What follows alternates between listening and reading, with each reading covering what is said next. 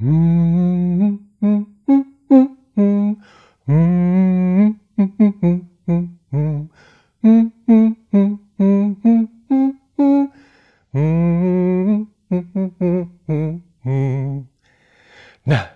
itu adalah senandung kancil. Ketika kancil setiap hari bermain di hutan timur, kancil akan bersenandung dengan riang sekali karena dia sedang merasa senang. Atau ketika kancil sedang merasa sedih, dia juga akan bersenandung. Atau, suatu hari di hutan timur, di hutan yang jauh sekali, ada satu kebun mentimun di sana. Di sana tinggal si kancil. Kancil yang menanam dan merawat kebun mentimun itu. Nah, setiap kali kebun mentimun itu mulai berbuah mentimun banyak sekali dan siap untuk dipanen dan kancil sudah memakannya, ketika kancil ingin membagi buah mentimun yang lain itu untuk teman-temannya, maka kancil juga bersenandung, sama seperti tadi. Yuk, ikuti kalau bisa.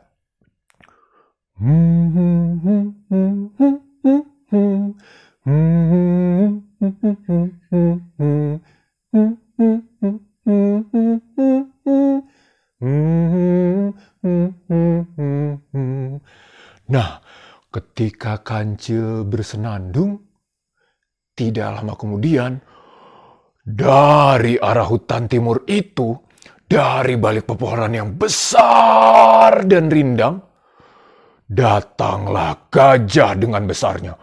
Bum, bum, bum. Dengan langkah besar dan tubuh yang besarnya, gajah menyeruak di antara pepohonan yang besar-besar itu. Dia menumbangkan pepohonan itu. Dan kemudian di belakangnya diikuti oleh kerbau hutan dan kambing hutan yang mengikuti jalur yang dibuka oleh gajah sambil pelan-pelan memakani rumput-rumput dan semak belukar yang ada di belakangnya, di bawah jalan yang diinjak oleh gajah. Dan di tanah itu naik dan turun, keluar tanah, keluar masuk, ikutlah tikus hutan, tikus tanah yang membuka jalur dan seakan-akan ada jalur seperti sungai yang mengarah ke arah kebun mentimun. Dan tidak lama kemudian semua hewan ikut datang dan mereka ikut menikmati mentimun dari kebun si kancil. Jadi mereka datang karena undangan si kancil melalui senandung riangnya itu. Wah, kancil senang sekali. Dia berpikir, sesuatu yang baik itu perlu dibagi. Itulah kenapa kancil selalu membagi mentimun-mentimunnya. Bahkan keesokan harinya, ketika dia tahu, oh iya, kayaknya ada kelinci tua yang sulit untuk pergi dari rumahnya. Oh, dan ada tupai yang sedang sakit di atas pohon. Kancil akhirnya membawa mentimun-mentimun yang dia punya dan dia berikan kepada hewan-hewan yang tidak bisa datang ketika kancil mengundang untuk datang. Dan itu juga terjadi setiap hari. Ketika masih ada mentimun, akan dibawa oleh kancil dan dibagikan ke hewan-hewan yang dia rasa belum menikmatinya. Tapi, suatu ketika kancil sedang membawa mentimun-mentimun dan dibawanya ke tempat yang cukup jauh, tiba-tiba dia melihat di sisi hutan timur, dia melihat ada satu tempat, satu daerah yang terlihat kering sekali. Wah, kenapa ya? Padahal setiap malam di hutan timur, di tempat tinggal kancil, selalu turun hujan. Loh, ini kenapa ada satu desa yang begitu keringnya? Jarang sekali pohon dan tanaman yang bisa tumbuh. Kancil langsung turun ke desa itu dan langsung membagikan mentimun-mentimun kepada para penduduk. Di situ kancil mendengar bahwa desa itu memang sedang dilanda kekeringan. Sumber air itu sulit sekali. Jadi tanaman, sumber makanan itu susah sekali tumbuhnya. Kancil berpikir, aduh, kasihan sekali. Aku harus melakukan apa ya? Kancil kemudian mendapatkan ide. Kancil langsung mengajak para penduduk itu menuju ke hutan timur. Mereka diajak ke kebun mentimun si Kancil. Wah, di situ Kancil mengajarkan para penduduk untuk bagaimana menanam mentimun. Kalian tahu, mentimun itu bisa tumbuh di musim panas, di musim kering, ketika sumber air itu sedikit sekali. Kancil hanya meminta satu kepada para penduduk. Ingat, sesuatu yang baik perlu dibagi. Penduduk mengiyakan. Mereka berjanji. Mereka kemudian pulang membawa banyak sekali mentimun, membawa ilmu bagaimana cara menanamnya, dan tentu saja membawa bibit-bibit mentimun. Beberapa minggu kemudian, Kancil tiba-tiba tiba lagi di tepi hutan timur. Dia melihat desa yang sama, tapi desa itu sudah rimbun oleh banyak sekali pepohonan. Dan pepohonannya adalah pepohonan mentimun. Tanaman mentimun sudah tumbuh dengan suburnya. Kancil senang sekali. Kancil kemudian turun hendak menyapa para penduduk desa. Tapi dia melihat ada pagar di sekeliling kebun-kebun mentimun itu. Setiap rumah, setiap kebun dipagari. Loh, kenapa ada pagar? Bagaimana nanti kalau ada penduduk yang lain yang butuh mentimun? Dia tidak bisa mengambilnya. Bagaimana nanti kalau ada hewan-hewan yang datang di desa ini dan kelelahan serta butuh makan dan minum dari mentimun itu? Sedangkan pohon-pohon dan tanaman mentimun itu dipagari. Aduh, sedangkan mereka pernah berjanji, sesuatu yang baik perlu dibagi. Kancil dengan segenap kegundahannya, dia langsung membongkar semua pagar-pagar itu.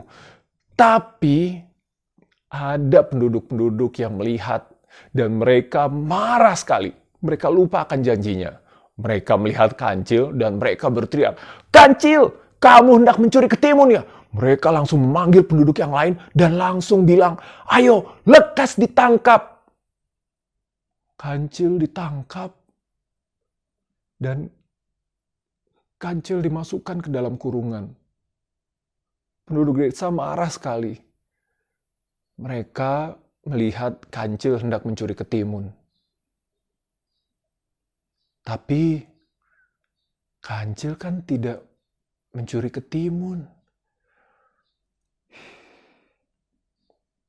Dalam sedihnya, di dalam kurungan, malam hari, sendirian, Kancil berpikir, bagaimana caranya supaya aku tidak sedih? Oh iya, mungkin aku harus bersenandung. Itu ingat Kancil. Bersenandunglah ketika merasa sedih. Kemudian Kancil bersenandung. Meski di dalam kurungan, sendiri, dan tersakiti. Tapi dia harus merasa senang.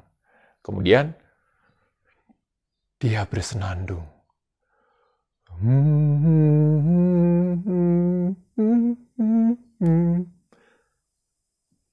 Tapi masih sedih.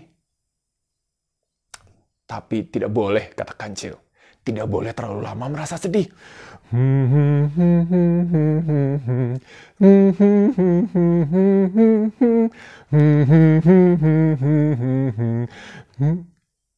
Tidak lama ketika Kancil bersenandung, dari arah hutan timur yang sedang turun hujan, tiba-tiba sekawanan hewan-hewan besar dan kecil datang dengan cepatnya. Gajah datang dengan besarnya, membuka menyeruak di antara pepohonan yang besar.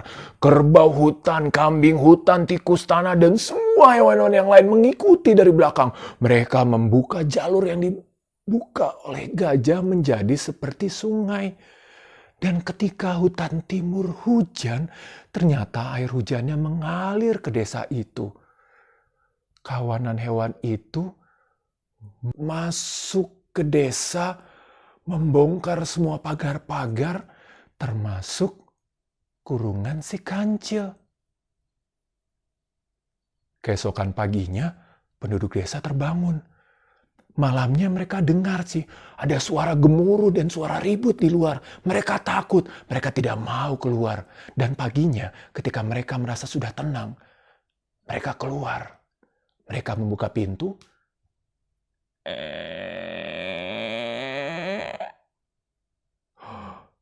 Dan mereka melihat ada sungai di tengah-tengah desa. Desanya tidak lagi kekeringan. Tapi pagar-pagar kebun sudah hancur dan kancil mana?